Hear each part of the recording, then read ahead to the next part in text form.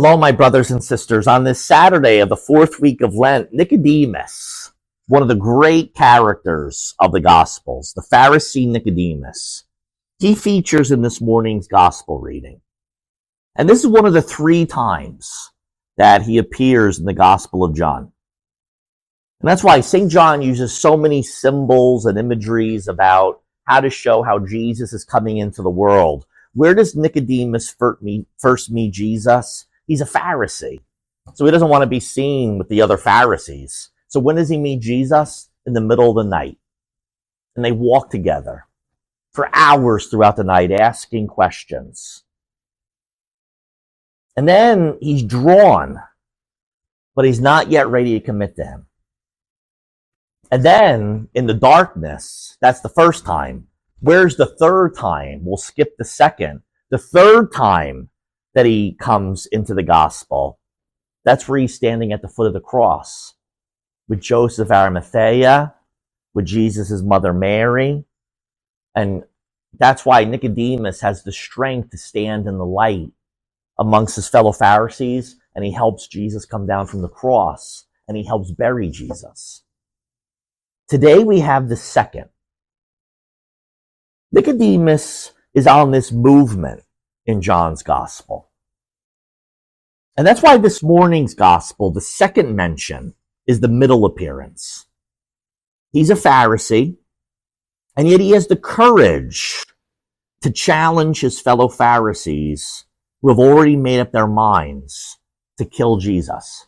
And that's why Jesus would have been, if it was movie time, he would have been a great cinematographer. Because this gospel is in the moment of the great light celebration of the Jews. In the midst of all sadness and darkness, the Jews once a year would have this great light festival where they would put these huge bonfires going all throughout Jerusalem. And as Jesus is standing there in the midst of the bonfires, he stands up and what does he say then? I am the light of the world. I am the light of the world. He uses all of those bonfires to really show the power of who he is. And when Jesus says, I am the light of the world, all the Pharisees say, oh, we got to get rid of him. But now Nicodemus, he's not fully in the dark. It's not 2 o'clock in the morning anymore. Now he's at the night, but there's all bonfires. And he stands up in front of all of his brothers, Pharisees. And that's why he insists, hey, before we throw him into death, this guy deserves a hearing. We should at least listen to him. What does he have to say? Before we judge him, what's he saying? What are his actions? Imagine the courage that he had.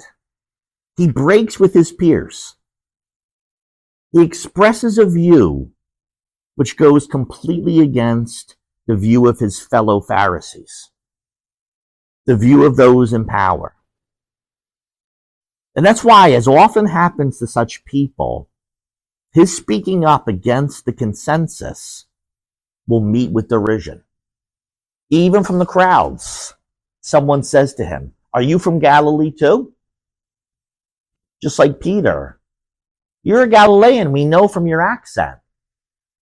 Peter, it's a little girl that says that to him. Peter, I don't know him. Nicodemus doesn't deny him. He says, I'm not from Galilee, but nothing to do with that. You're not going to make me, in this one instant, change what I'm saying out of fear. Let's just give the guy a chance to talk. Before we send him to death, let's hear what he has to say. What is he doing? That's where we see in the second instance, he has an emerging relationship with Jesus. And he's not as isolated anymore. He's coming more to God and to his disciples. And that's why Nicodemus in the Gospel of John, that's why we hear about him every Lent. He reminds us that we too are called to grow where we are in our own relationship with Jesus. And if we do, there's a price that's going to have to be paid usually. We see it. We may find ourselves maybe the lone voice in some particular instance, just like Nicodemus. But at such times, may we know that the Lord is indeed with us. We saw he was with Nicodemus in the reading that we just heard. And we can echo the words of this morning's responsorial psalm with our Jewish brothers and sisters. God is the shield. God is the shield that protects me. May God bless you.